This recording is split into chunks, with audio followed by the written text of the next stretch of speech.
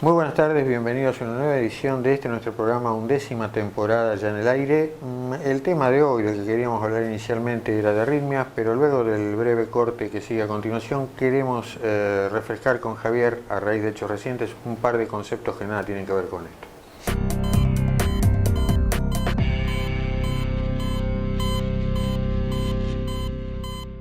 Bueno, volvemos del corte y les habíamos dicho que el tema original del día era arritmias, pero que había un par de cosas de las que íbamos a hablar antes. Una de estas, a pesar de que hemos dado programas antes del golpe de calor, viene a cuento porque en esta semana ocurrió que alguien que corría una carrera breve, 10 kilómetros, muere en plena carrera en un horario, digamos, no apto para correr y cuyo estado de hidratación aparentemente era por lo menos dudoso. Bueno. De manera que no estaría mal refrescar. Exactamente. Primero que la distancia no es tan corta. No. Estamos hablando de una maratón, es casi el 25% de una maratón. Sí. Para lo cual uno debería estar con un entrenamiento físico adecuado. Y una cosa fundamental, aparte del entrenamiento físico, como para superar esa distancia con creces en cuanto al entrenamiento físico, es decir, si yo voy a correr 10 kilómetros, en realidad la cantidad de kilómetros que yo tengo que correr por día tendrían que ser aproximadamente 4.000. 4.000 todos los días. Nosotros podríamos estar en condiciones de correr una carrera de más de 10 kilómetros y llegar sin inconvenientes a la meta, estando con un condicionamiento cardiovascular adecuado. Los 4.000 son, por supuesto, 4.000 metros, diarios, 4 kilómetros diarios sería. Bueno, ¿qué pasa? Corre y el paciente está corriendo bajo condiciones de temperatura inapropiadas. En realidad, ya tendría que salir con una botellita en la mano y tener postas. Yo le diría que cada 1.000 metros o cada 2.000 metros, en realidad tendría que tener cada 1.000 metros tendría que tener una posta de agua, así a lo largo de los 10 kilómetros, hidratarse bien durante la carrera, reponer lo que se está perdiendo y tratar de generar alguna pequeña reserva líquida para no tener inconvenientes de mareos, de pérdida de conocimiento, que muchas veces van acompañados. Previamente a esto, es una carrera de 10 kilómetros, tendría que tener un riguroso certificado de aptitud física. ¿Con qué me refiero a esto? Que si alguien va a hacer una prueba de 10 kilómetros, tiene que tener una ergometría bien hecha, con la exigencia del caso. Es decir, el paciente tiene que ir y comentar que pretende hacer una carrera de 10 kilómetros. Quien va a hacer la ergometría le va a preguntar si tiene un entrenamiento adecuado para no sorprenderse, y después la exigencia de la ergometría va a ser de otro tipo a la que nosotros hacemos evaluatoriamente para ver si tiene enfermedad coronaria o por la hipertensión arterial, para determinar determinadas cosas. Entonces va a ser una prueba exigente. Si esa prueba exigente nos da bien, ya tenemos un primer indicio de que ese paciente podría estar en condiciones de realizar la caminata, o la caminata o la corrida de 10 kilómetros. Y lo otro es fundamentalmente el agua, la hidratación durante la carrera, fundamental, porque la deshidratación puede conducir a una pérdida de conocimiento o a una cosa más grave si el problema es un problema coronario y no está estudiado previamente. O se conoce que es hipertenso y no lo ha declarado. Entonces, todas esas cosas tienen que estar muy bien evaluadas para evitar justamente que sucedan accidentes en una carrera de estas características, donde en teoría tiene que haber un control médico muy riguroso y adecuado, y una exigencia previa a la prueba que nadie debe pasar. O sea, todos tienen que presentar su certificado con una ergometría que acredite que están en condiciones para hacer una carrera de 10 kilómetros. En realidad, la idea de hoy, por supuesto, no es repetir el programa que hicimos de golpe de calor. Esto viene a cuento en realidad porque se corre una media maratón, si quieren, de 10 kilómetros, en condiciones climáticas totalmente inapropiadas. Y uno debería pensar, bueno, está bien, no debió haber corrido, pero ustedes a su vez tienen que tomar o recordar sus precauciones en estos días de temperaturas un tanto extremas. No olvidarse jamás la hidratación, la reposición de las sales, la vestimenta clara, no exponerse al sol en determinados horarios si no hay una necesidad imperiosa, siempre los ambientes frescos, bien ventilados. Entonces eso hay que mantenerlo rigurosamente en estos días, porque aunque estemos por terminar marzo en cualquier momento, la exposición al golpe de calor mientras tengamos estas temperaturas sigue vigente. Lo que dijo Fernando refuerza un poco el tema de la organización del evento. Me parece que no es momento para organizar ningún tipo de esta exigencia, de carreras de esta exigencia, por las condiciones climáticas. Así que lo que debería hacer es postergarse, no suspenderse, sino postergarse para una temperatura más adecuada, que los pacientes no sufran el rigor del calor y que eso mismo pueda traer inconvenientes en Tenés quejas en este momento en el ambiente del fútbol por los partidos que se juegan 5:30 de la tarde, cancha llena. Locura. Y son total. Jugadores profesionales, súper entrenados, y sin embargo ocurren problemas. Correcto. Así que bueno, no está de más. Y bueno, para la vida cotidiana también debemos hidratarnos.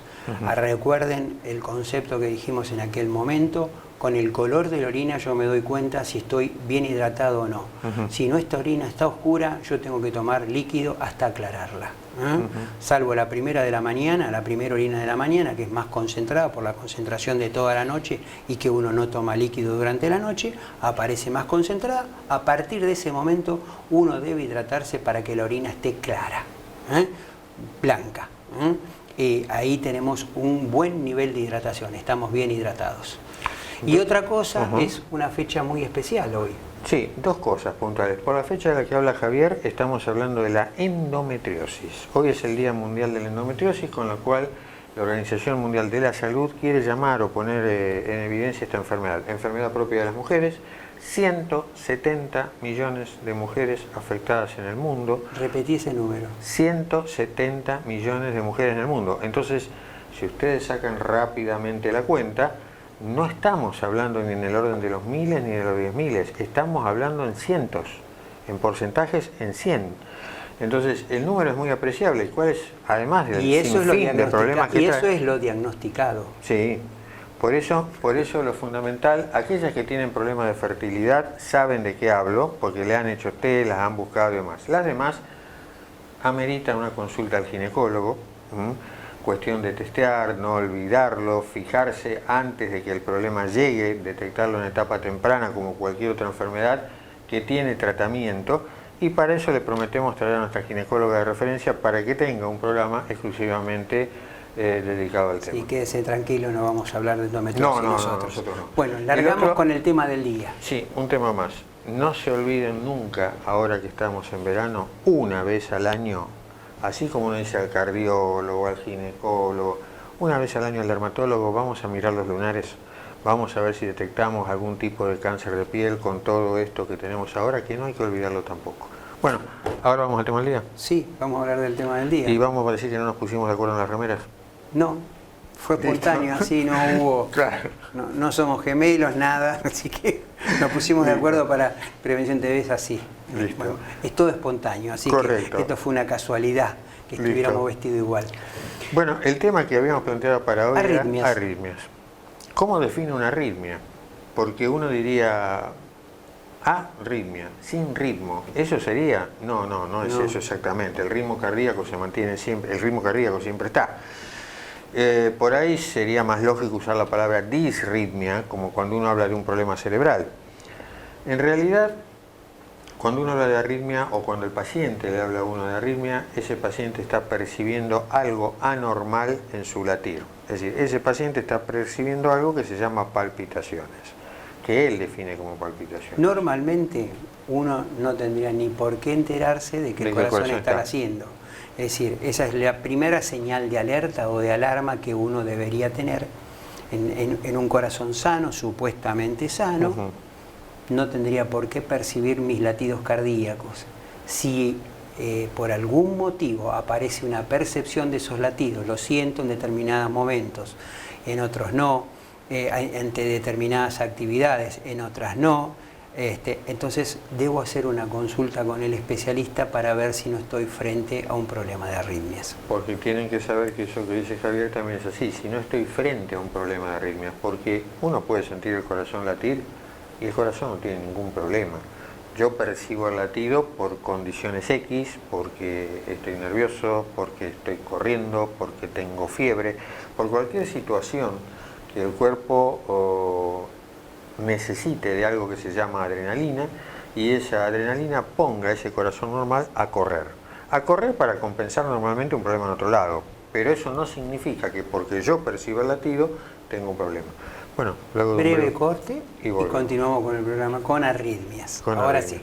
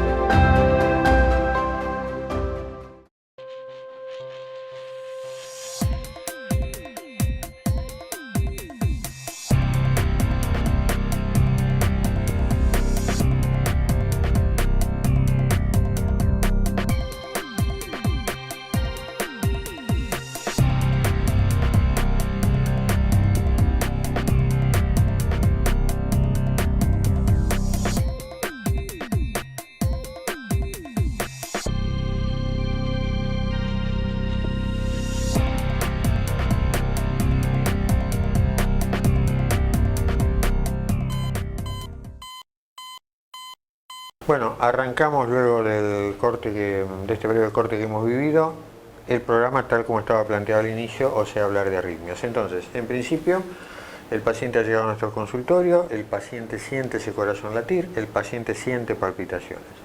Lo primero que uno tiene que saber es si realmente el paciente tiene un latir normal o efectivamente hay arritmia. ¿Cómo se organiza uno para estudiar eso? ¿Qué es lo primero que haces? Básicamente es un electrocardiograma en las condiciones que se encuentra el paciente. Si en ese electrocardiograma, porque es un minuto más o menos lo que podemos tardar en hacer un electrocardiograma, no hay ninguna alteración, no apareció ninguna arritmia ni nada, tampoco podemos decirle que el paciente está fenómeno.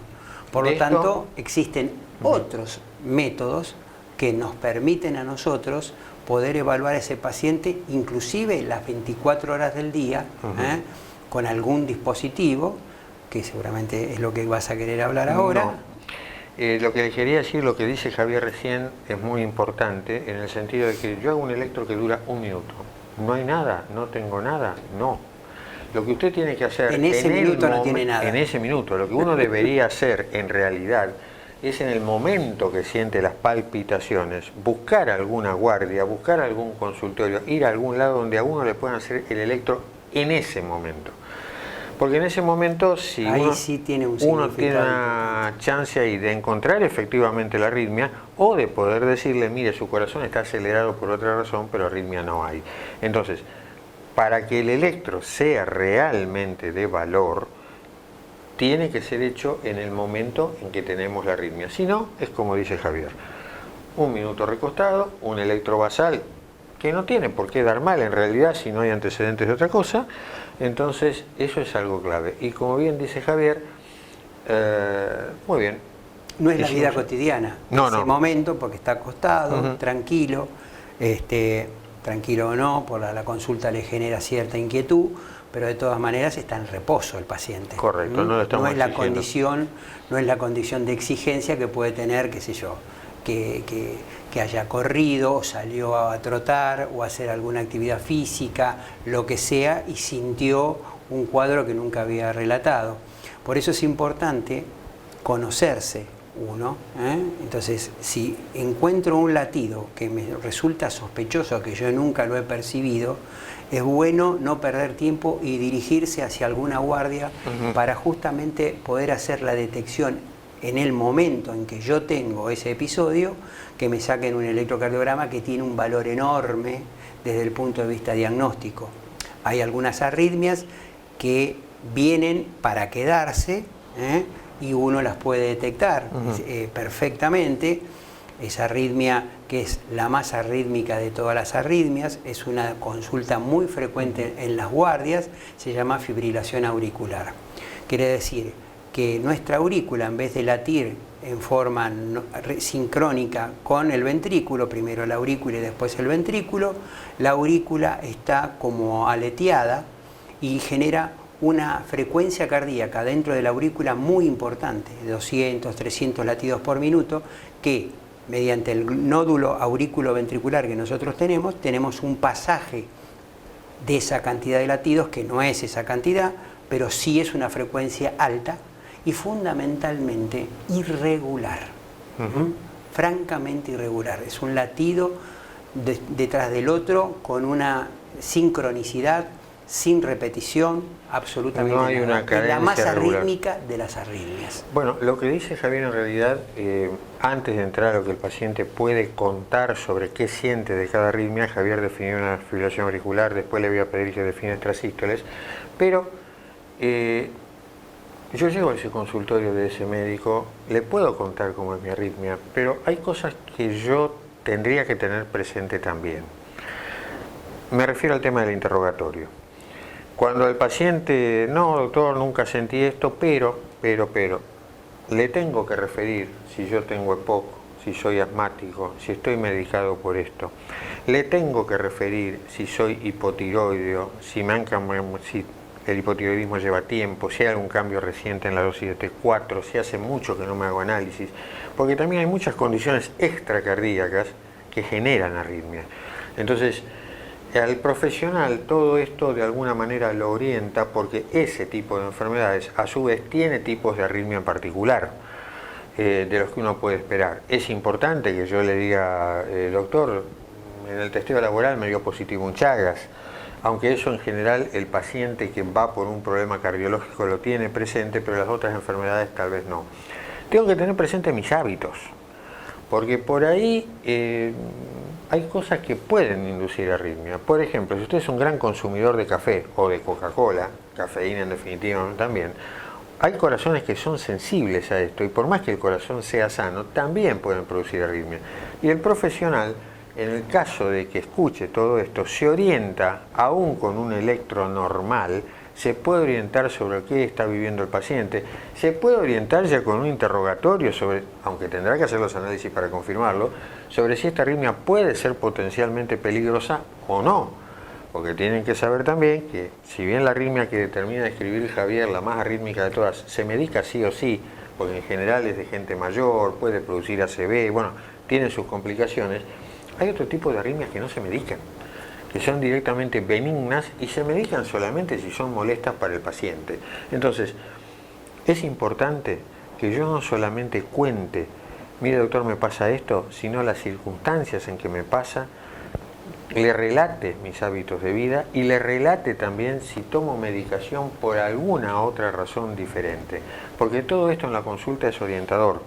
Por ahí no para el paciente, pero sí para el profesional que lo está escuchando, que le puede decir tranquilícese, esto es normal lo que a usted le pasa, esta arritmia es en general benigna, vamos a hacer tal o cual estudio. Y esto que dice Fernando es de mucha importancia, porque uno en general va a que le resuelvan el problema a la guardia y olvida de hacer el comentario de que, por ejemplo, toma aerosoles, broncodilatadores, que en general provocan taquicardias a nivel del corazón, o justamente algún problema tiroideo, que si bien es crónico, el endocrinólogo por ahí en la semana previa ha decidido aumentar la dosis de la hormona tiroidea, la T4, y ese cambio brusco todavía el cuerpo no lo acepta y me puede responder con una especie de taquicardia. Así que todas esas cosas ustedes deben comentársela al profesional para orientarlo más ante qué paciente estamos, ¿no?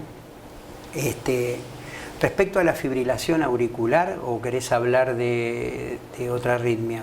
Te iba a preguntar que me definas extrasístoles, bueno, supra y ventriculares, cómo bueno, se escuchan, qué Perfecto. Las extrasístoles son latidos anticipados, es decir, yo tengo una cadencia normal del corazón, supongamos 60, 65 por minuto, y el paciente nota que en el interín de esa cadencia aparece un latido que se ve reflejado en el precordio, que uno lo siente distinto, es decir, normalmente la actividad cardíaca pasa total y absolutamente inadvertida. Si por algún motivo yo percibo algo en el corazón, en este caso un latido que está de más, un latido puede estar en presencia de una arritmia. ¿Qué es lo que ustedes definen por ahí en el consultorio del doctor? Siento como un golpe, como que el corazón para y arranca de vuelta. Y arranca de nuevo. Ese es el comentario clásico que hace el paciente. Entonces uno saca una tirita de electrocardiograma y observa que hay una arritmia que aparece en determinado momento del ciclo cardíaco, con una pausa compensadora en general, y después sigue el ritmo normal o aparece una nueva arritmia. Entonces ya la orientación diagnóstica es mucho más clara. Entonces a eso lo definimos como extrasístole, como es un latido aislado, anticipado al latido que tiene que venir, por lo tanto el paciente lo percibe porque hay un cambio en el ritmo cardíaco, en la cadencia del corazón hay un cambio. Y de las arritmias, estas famosas extrasístoles, pueden ser de dos tipos. Supraventriculares son generadas en general en las aurículas, y ventriculares ya serían de un poquito más de peso en cuanto a valor diagnóstico por la capacidad de generar arritmias más severas, que son ventriculares, las generadas adentro del ventrículo. Esa es una gran divisoria dentro de las extrasístoles, ¿no? Supraventriculares, generadas en las aurículas, y ventriculares, generadas en general en los ventrículos. Si nosotros tenemos la posibilidad de poder detectarla en un electrocardiograma, bárbaro, porque ya tenemos una orientación diagnóstica de todas maneras. Ese paciente va a tener que ser estudiado a través de un ecocardiograma, por un lado, para ver la ecoestructura del corazón, o sea, si todo el órgano cardíaco está en buenas condiciones, si no detectamos ningún problema, ningún área que no se contraiga adecuadamente, que eso podría ser un motivo de formación de arritmias, cómo está el corazón en su conjunto, cómo se contrae, si la fracción de eyección, que es la capacidad de expulsión del corazón, es normal en el ecocardiograma, y todo eso nos va dando una información que nos va tranquilizando o nos va orientando hacia distintas patologías. Lo que termina de decir Javier es muy importante, porque ese tipo de arritmia puntualmente puede ser benigna y no se medica en absoluto, o puede ser maligna y matar al paciente. Entonces, es el caso de un lunar que se puede transformar en un cáncer. ¿Cuándo es lunar y cuándo es cáncer? En el caso puntual que termina de plantear Javier, si el ecocardio es normal, ya es un paso muy importante hacia la benignidad. Si el ecocardio es anormal, entonces ya corremos hacia el otro lado.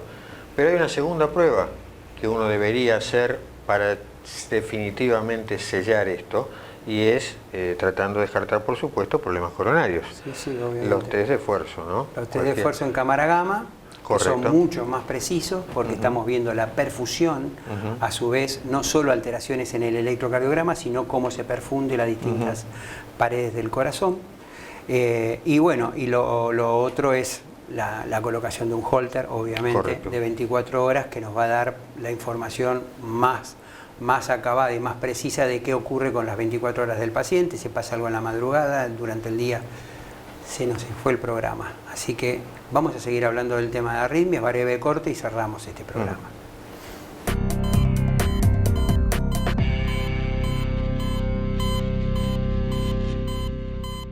Bueno, luego del programa de hoy, luego de este breve corte, no queda más que cerrar el programa. Agradecerles una vez más el estar ahí. Como dice Javier, ampliar el tema, quedó mucho pendiente. Así que bueno, los esperamos dentro de una semana, agradeciéndoles una vez más la fidelidad de ustedes y a los sponsors. Hasta entonces, y tengan una linda semana. Muy buenas semanas, y nos encontramos dentro de 7 días en una nueva edición de Prevención TV. Hasta entonces.